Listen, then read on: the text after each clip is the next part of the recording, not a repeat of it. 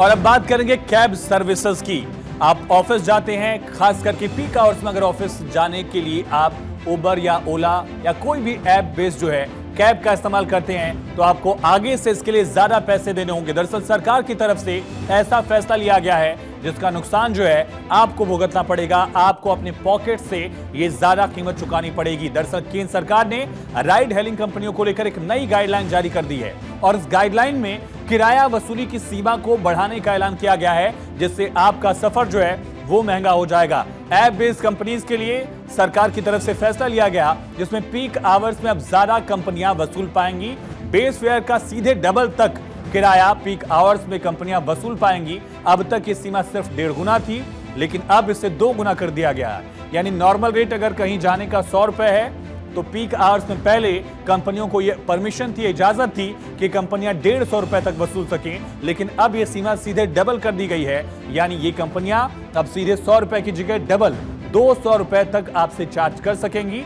ये उनको दरअसल अलाउ कर दिया गया। इससे यात्रियों को जहां पीक आवर में जेब पर ज्यादा असर झेलना पड़ेगा, वहीं इन कंपनियों को ज्यादा फायदा होगा। पूरा मामला क्या है, केस क्या है, ये आपको दरअसल समझाते हैं कि peak hours non peak hours में ये बदलाव क्या किया गया है। नए नियमों के अनुसार दरअसल नॉन पीक आवर्स में किराया जो है वो प्रभावित होगा। कैसे समझते हैं? दरअसल क्या नॉन पीक आवर्स में किराया प्रभावित होगा? नए नियमों के अनुसार नॉन पीक आवर्स में किराया बेस किराए का कम से कम 50% होगा, यानी कि प्रभावित नहीं होगा। लेकिन अगर बेस किराया 100 रुपए है तो कम से कम 50 रुपए तो देने ही होंगे। फिर सवाल ये हो सकता है आपके मन में कि पीक आवर क्या होता है? सड़कों पर जब ज्यादा ट्रैफिक होता है तो पीक आवर कहते हैं उसको। सुबह और शाम के समय, व्यस्त समय, खराब मौसम है, कोई छुट्टी है, कोई त्योहार है, उस समय रश ज्यादा होता है, उसे पीक आवर कहते हैं। लेकिन अब सवाल कि बेस किराया क्या है? तो बेस किराया जो है वो किराया है जो मूल किराया है, जो कैब इससे अपने इस्तेमाल में लाती हैं। लेकिन बेस किराया तय कौन करता है?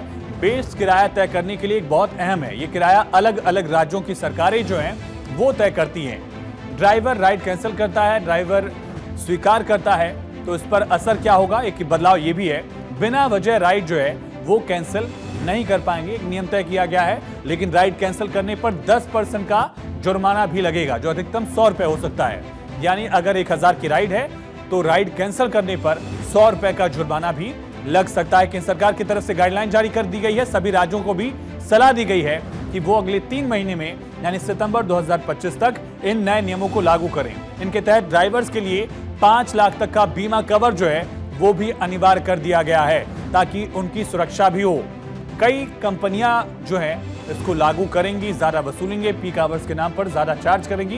पीक आवर को लेकर भले नियम कायदा जरूर हो, लेकिन कब पीक आवर होगा कब नहीं होगा इसको लेकर थोड़ा लचीलापन है, जो बहुत हद तक डिपेंड करता है कंपनियों के अपने रूल कायदे के हिसाब से, अपनी सहूलियत के हिसाब से। और सरकार के इस फैसले से परेशान कौन है, आप सुनिए आम लोगों की बात। बहुत पड़ता है क्योंकि हम स्टूडेंट हैं, हमको एक लिमिटेड अमाउंट ऑफ मनी मिलता है और इसमें हमें पूरा महीने का गुजारा करना पड़ता है। तो जैसे ही हम ऐसे ओला वोला करते हैं तो हमारा अगर ट्रैफिक हमें बीच में मिल गया तो सीधा वो डबल पड़ जाता है, तो उससे हमारे को बहुत ज़्यादा नुकसान हो जाता है। फिर बिल्कुल पड़ता है, क्योंकि हम लोग वर्किंग में हैं। ऑफ कोर्स हमें एक लिमिटेड सोर्स ऑफ मनी होता है, फिर वो बेफालतू उसमें चला जाता है जिसमें कोई है ही नहीं उसका पॉइंट लेने का। पीक आवर्स में तो ट्रैफिक तो दिल्ली में बहुत ही होता है, रोज़ आपको ट्रैफिक मिलता है, तो इसका तो कोई सेंस ही नहीं है। दिल्ली में तो ट्रैफिक इतना ही होता है, हमेशा ही होता है, और इस तरह से अगर हमेशा हम डबल चार्जेस देते रहेंगे तो हमारा डबल ज़्यादा एक्सपेंस होगा, और जो कि 1-2 महीने में खर्च कर सकते हैं वो 1 महीने में ही चला जाएगा।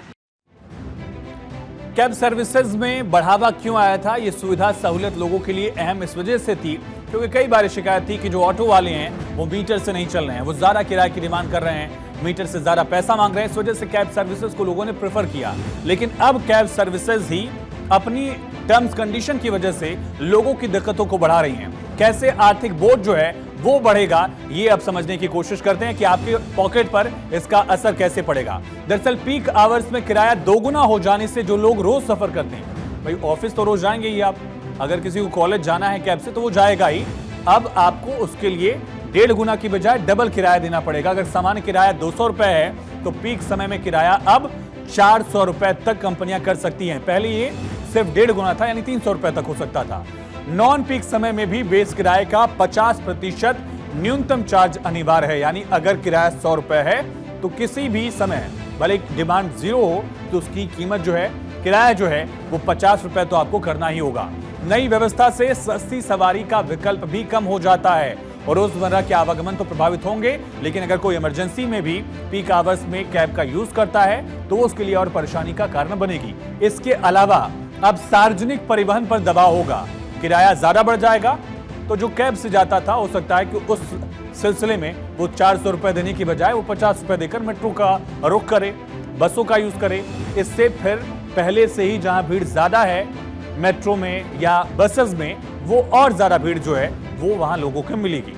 ऐप बेस्ड कैब किराए में बढ़ोतरी से आम लोग और खास करके जो मिडिल क्लास है, लोअर मिडिल क्लास है, वो और ज्यादा परेशान होगा, यात्रियों के लिए बोझ बढ़ेगा। सार्वजनिक जो कम्युनिकेशन, सार्वजनिक जो यात्रा का साधन है उस पर भी इसका असर जो है वो देखा जाएगा।